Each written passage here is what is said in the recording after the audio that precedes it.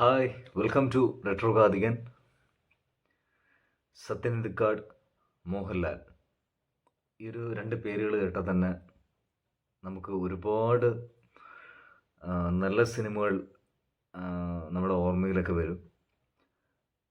ആ ഒരു കോംബോ ഈ ഒരു കോംബോ ചെയ്തിട്ടുള്ള സിനിമകളെല്ലാം ഇതിൽ ഏത് സിനിമയായാലും മലയാളി സിനിമ പ്രേക്ഷകരുടെ ഒരു ഫേവററ്റ്സ് ഫിലിമോഗ്രാഫിയിൽ നോക്കിക്കഴിഞ്ഞാൽ ഒരു സിനിമയെങ്കിലും കാണാതിരിക്കില്ല. അത്രയ്ക്കും നല്ല സൂപ്പർ സിനിമകളാണ് അവർ നമുക്ക് തന്നിട്ടുള്ളത്. ഒന്നെങ്കിൽ ശ്രീനിവാസൻ എഴുതിയോ അല്ലെങ്കിൽ രഘുനാഥ് പല്ലേരി എഴുതിയോ ഒക്കെ ആയിട്ടുള്ള നല്ല അടിപൊളി സിനിമകൾ. അതിൽ ചിലതൊക്കെ ഭയങ്കരമായിട്ട് ഒരു ആനുകാലികമായിട്ടുള്ള ചില സംഭവങ്ങളൊക്കെ കോർത്തിണക്കി നല്ല തമാശയിലൂടെയൊക്കെ കാണിച്ചിട്ട് നമ്മളെ രസിപ്പിച്ചിട്ടുള്ള സിനിമകളാണ് ഇതൊക്കെ. ഗാന്ധിനഗർ സെക്കൻഡ് സ്ട്രീറ്റ്, സന്മനസ്സുള്ളവർക്ക് സമാധാനം, പിൻഗാമി, അങ്ങനെ ഒരുപാട് സിനിമകൾ, രസതന്ത്രം, അങ്ങനെ ഒരുപാട് സിനിമകൾ. അപ്പോൾ ഈ രണ്ട് കോംബോ ഇവർ ഈ ഇത്രയും നാളത്തെ ഒരു സെവറൽ ലൈനപ്സിന് ശേഷം ലാസ്റ്റ് ചെയ്ത സിനിമ എന്ന് പറയുന്നത് പത്താമത്തെ വർഷം കണ്ട് ആവാൻ പോകുന്നു. 2015 ചെയ്ത എന്നും എപ്പോഴും ആയിരുന്നു ഇവരുടെ ലാസ്റ്റ് ചെയ്ത സിനിമ.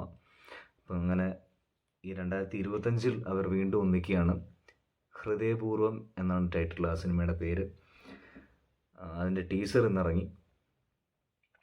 ടീസർ റിയാക്ഷൻ എന്ന് പറയാൻ പറ്റുന്നത്, ഞാൻ ഇന്നത്തെ പല യൂട്യൂബേഴ്സും കൊടുക്കുന്ന പോലെ ടീസറിൻ്റെ വീഡിയോ എടുത്തിട്ടാൻ എനിക്ക് താല്പര്യമില്ല. കാരണം അതെല്ലാവരും അതങ്ങനെ ഒരു ചെറിയ ഒരു ബോക്സിനകത്ത് കാണേണ്ടതല്ല. അപ്പം അതിനകത്ത് ഉൾക്കൊള്ളിക്കേണ്ട ഒരു സാധനമല്ല, എൻ്റെ ഈ വീഡിയോയ്ക്കകത്ത് ഉൾക്കൊള്ളിക്കേണ്ട സാധനമല്ല, അത് കാണേണ്ടത് തന്നെയാണ്. അപ്പം അതുകൊണ്ടാണ് ഞാനത് ഇതിൻ്റെ കൂടെ അറ്റാച്ച് ചെയ്യാത്തത്. അപ്പോൾ ഇന്ന് ടീസർ ഇറങ്ങി അതിൻ്റെ റിയാക്ഷൻ നോക്കുകയാണെന്നുണ്ടെങ്കിൽ തുടക്കമൊക്കെ നല്ല രസമുണ്ടായിരുന്നു. ഒരു പ്രതീക്ഷയുണ്ട് സിനിമയ്ക്ക്. അപ്പം ആ ഒരു സെൽഫ് ട്രോൾ ഉണ്ടല്ലോ, ഒരു മോഹൻലാൽ എന്ന് പറയുന്ന ആക്ടറിനെ ഒരു കോമൺ മാനായിട്ട് കാണിക്കാൻ പറ്റിയൊരു one of the best directors, അതിലൊരാളാണ് സത്യനിധിക്കാട്. ആ ഒരു സെൽഫ് ട്രോളൊക്കെ വെച്ചിട്ട് ഒരു സ്റ്റാർട്ടിങ് ആയിരുന്നു ആ ടീസറിനകത്ത് ആദ്യം ഉണ്ടായിരുന്നത്. Actors, good senior actors also എന്നൊക്കെ പറഞ്ഞിട്ടൊരു നല്ല രസമുണ്ടായിരുന്നത്. പിന്നെ അതിനകത്ത് വേറൊരു സംഗതി എനിക്ക് ഇഷ്ടപ്പെട്ടെന്ന് പറഞ്ഞാൽ മ്യൂസിക് നല്ല രസമുണ്ടായിരുന്നു. മ്യൂസിക് ജസ്റ്റിനാണ് മ്യൂസിക് ചെയ്തിരിക്കുന്നത്. അതും നല്ല ടീസറിന് നല്ല ഇമ്പാക്റ്റ് ഉണ്ടാക്കി. പിന്നെ എല്ലാ സത്യനിധിക്കാട് സിനിമയിലുള്ള പോലെ ടീസറിലുള്ള പോലെ സുപ്രധാനമായിട്ടുള്ള ക്യാരക്ടേഴ്സ് എല്ലാം അവരുടെ ചില ഇമോഷൻസ് മാത്രം, അതിൽ ഷോർട്സ് മാത്രം ക്യാപ്ചർ ചെയ്തിട്ട് പ്ലേസ് ചെയ്തിട്ടുണ്ട് ടീസറിനകത്ത് ഈ ഒരു ചെറിയ മിനിറ്റിനുള്ളിൽ. പിന്നെ സംഗീത് പ്രതാപാണ് പ്രേമലു, അറിയാമല്ലോ. പ്രേമലുവിലെ സംഗീത് പ്രതാപാണ് മോഹൻലാലിന് ഇതിനകത്തൊരു ടീസർ കണ്ടപ്പോൾ തോന്നിയ ഒരു കമ്പാനിയനായിട്ട് വരുന്നത് പോലെ തോന്നി.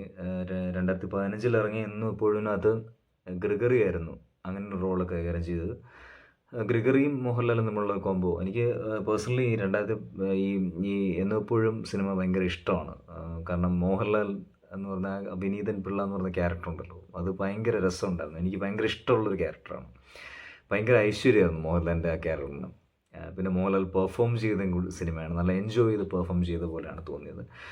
കുറച്ച് പേർക്ക് അന്ന് ഇറങ്ങിയ ടൈമിൽ അന്ന് ഭയങ്കര ഹൈപ്പ് ഉണ്ടാക്കി ഇറങ്ങിയാണെങ്കിലും അത്രത്തോളം വലിയ ഹിറ്റായിരുന്നു. എന്നിരുന്നാൽ പോലും അവർ ചെയ്ത ഫിലിമോഗ്രാഫികളുടെ ഒരു ബേസിസ് വെച്ച് നോക്കുകയാണെന്നുണ്ടെങ്കിൽ എന്നെപ്പോഴും അവരുടെ ഒരു സർവ്വസാധാരണമായിട്ടുള്ള സിനിമ തന്നെയായിരുന്നു.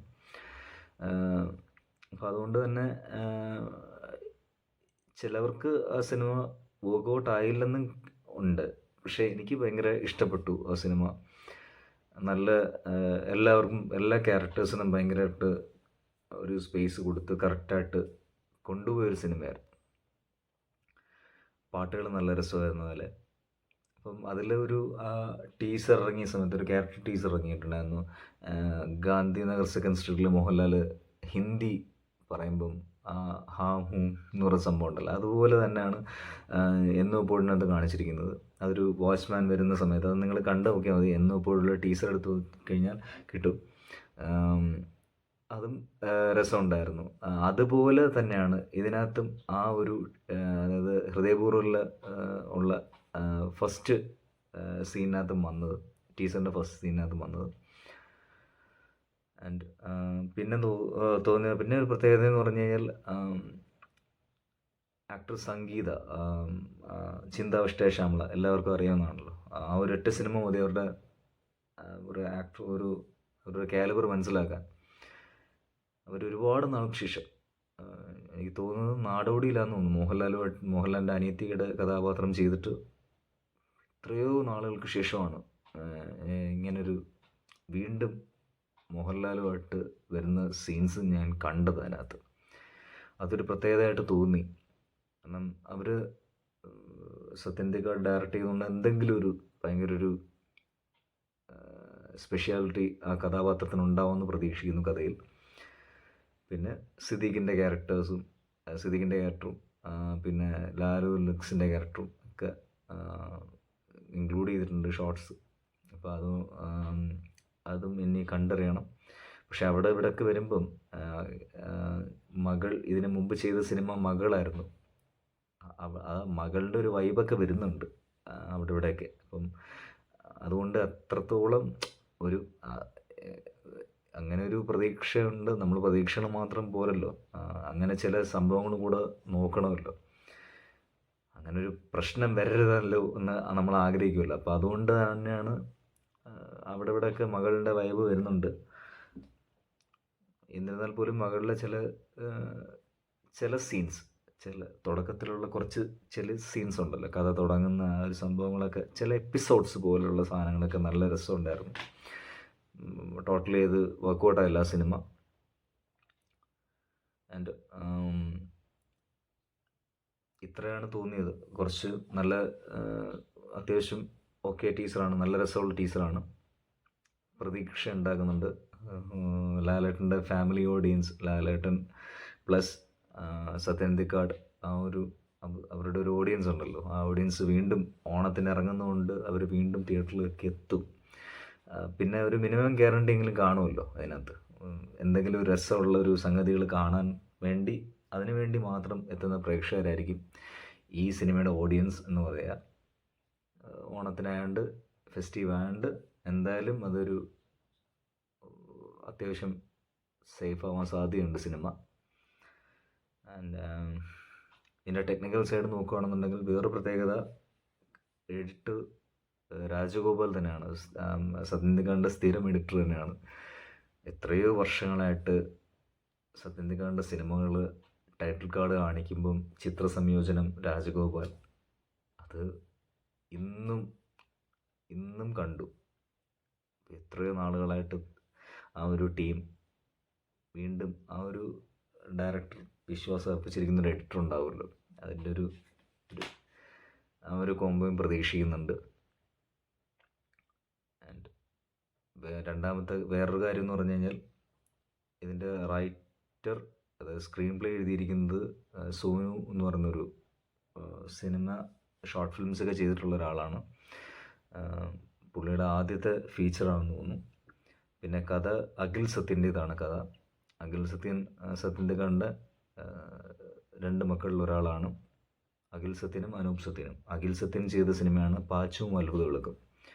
അത്ഭുത വിളക്കും നോക്കിക്കഴിഞ്ഞാൽ അത് വലിയ കുറച്ച് സീൻസൊക്കെ ഒഴിച്ചു കഴിഞ്ഞാൽ ഇതേപോലെ തന്നെ ഫഹദ് ഫാസിലിൻ്റെ ആ പാച്ചു എന്ന് പറയുന്ന ക്യാരക്ടറിൻ്റെ ഇൻട്രോയും മുകേഷുമായിട്ടുള്ള കോംബോ, ഇന്നസെൻറ്റുമായിട്ടുള്ള കോംബോ, അൽത്താഫുമായിട്ടുള്ള കോംബോ ഒക്കെ, അങ്ങനെയുള്ള സീൻസൊക്കെ വരുമ്പം നല്ല രസമുള്ള സീൻസ് തന്നെയായിരുന്നു. ഫഹദ് ഫാസിലിൻ്റെ സീൻസൊക്കെ നല്ല രസമുള്ള സീൻസ് തന്നെയായിരുന്നു. പക്ഷേ അതിനുശേഷം പാച്ചു അത്ഭുത വിളക്കും ആ ഓൾഡ് ലേഡി ക്യാരക്ടർ വരുന്നതോടുകൂടി പടത്തിൻ്റെ ഒരു ഗ്രാഫ് തന്നെ മാറി. അത് വേറൊരു സംഭവത്തിലേക്ക് അങ്ങ് പോയി. അത് ഇൻട്രസ്റ്റ് ആയിട്ട് തോന്നിയിട്ടില്ലായിരുന്നു ആ സിനിമ. പിന്നെ അഞ്ജനയുടെ ക്യാരക്ടർ വരുമ്പോഴാണ് കുറച്ചുകൂടെ ഒന്ന് ലൈവാവുന്ന സിനിമ. ഓവറോൾ പാച്ചുവും അത്ഭുത വിളക്കും ഒരു വലിയ സിനിമയായിട്ടും തോന്നിയില്ല. അതേപോലെ തന്നെ അതുകൊണ്ട് അഖിൽസത്തിൻ്റെ കഥയ്ക്ക് ഇനി രണ്ടാമത്തെ സിനിമ ഉണ്ട്, നല്ലത് വരുമെന്ന് പ്രതീക്ഷിക്കുന്നുണ്ട്. പിന്നെ ഈ സിനിമയുടെ ടോട്ടലി ഒരു പിന്നണിയിൽ പ്രവർത്തിച്ചിട്ടുണ്ട് അദ്ദേഹം സത്യൻ്റെയോടൊപ്പം തന്നെ. പിന്നെ അനൂപ് സത്യൻ്റെ സിനിമ എന്തായാലും എനിക്കിഷ്ടമാണ്. വരന ആവശ്യമുണ്ടാണ് ആ സിനിമ ഭയങ്കര ഇഷ്ടമുള്ള സിനിമയാണ്. അതിലെ എല്ലാ ക്യാരക്ടേഴ്സിനും ഒരു സ്പേസ് ഉണ്ടായിരുന്നു, എല്ലാ ക്യാരക്ടേഴ്സിനും ഇമ്പോർട്ടൻസ് ഉണ്ടായിരുന്നു. പിന്നെ അനൂപ് സത്യനാണ് നിവിൻ പോളിയുടെ പുതിയ സിനിമയായിട്ടുള്ള സർവം മായ എന്ന് പറയുന്ന സിനിമ ചെയ്യുന്നത്. അതിലൊത്തിരി പ്രതീക്ഷയുണ്ട്, കാരണം അതൊരു ഹൊറർ എന്തോ ടൈപ്പ് പടമാണ് ഇത്. അതിൻ്റെ പോസ്റ്റേഴ്സ് റിലീസ് ചെയ്തിട്ടുണ്ടായിരുന്നു, അതും രസമുണ്ടായിരുന്നു. ആൻഡ് ഈ സിനിമയിലേക്ക് വരികയാണെന്നുണ്ടെങ്കിൽ നമുക്ക് ഒരു വ്യത്യസ്തമായ കഥയിൽ എങ്ങനെ ഈ ഒരു മോഹൻലാൽ എന്ന് പറഞ്ഞൊരു കോമൺ മാനെ കൊണ്ടുവരുന്നു എന്നുള്ളതാണ് ഇനി അതിനകത്ത് പ്രതീക്ഷിക്കുന്നത്. വ്യത്യസ്തമായ കഥയാവട്ടെ, നമുക്ക് വെയിറ്റ് ചെയ്യാം. ഓണത്തിന് ബിഗ്ഗസ്റ്റ് റിലീസുകളിലൊന്നാണ്. നല്ലൊരു സിനിമ ഉണ്ടാവുമെന്ന് പ്രതീക്ഷിക്കുന്നു. ബൈ. റെട്രോ കഥ.